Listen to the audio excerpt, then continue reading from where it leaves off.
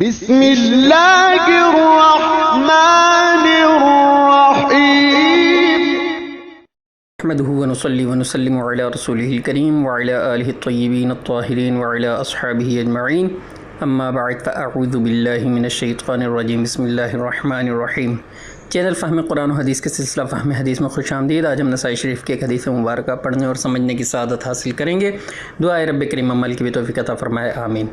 عن ابی ہریرہ رضی اللہ تعالی عنہ قال قال رسول اللہ صلی اللہ علیہ وآلہ وسلم اکثروا ذکر ہاضم اللذات او کما قال النبی صلی اللہ علیہ وآلہ وسلم۔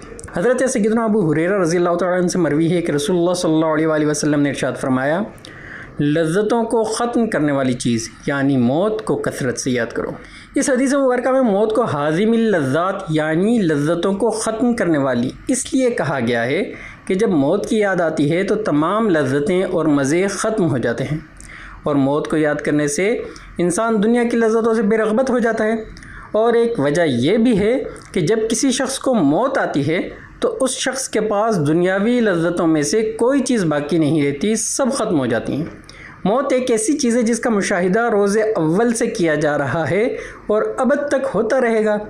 ہمارے سامنے ہمارے عزیز و اقربا، دوست، احباب وغیرہ میں سے کوئی نہ کوئی موت کا جام پیتا ہے اور ہم سب اس وقت بے بس ہوتے ہیں۔ مرقات المفاتیح میں اس حدیث مبارکہ کے تحت بیان کیا گیا ہے کہ اس حدیث مبارکہ میں موت کو یاد کرنے کی تاکید اس لیے کی گئی ہے تاکہ ہم قیامت کے امتحان اور زاد آخرت کے حصول سے غافل نہ ہو جائیں۔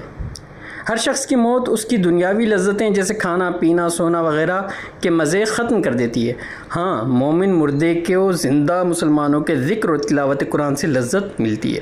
علماء کرام فرماتے ہیں کہ جو روزانہ موت کو یاد کر لیا کرے اس کے لیے شہادت کا درجہ ہے۔ دعائے رب کریم میں موت کو یاد کرنے اور آخرت کی تیاری کرنے کی توفیق عطا فرمائے، آمین۔ زندگی نے وفا کی تو اگلی ویڈیو میں پھر ملاقات ہوگی، اس وقت کے لیے اللہ حافظ۔ السلام علیکم ورحمۃ اللہ وبرکاتہ۔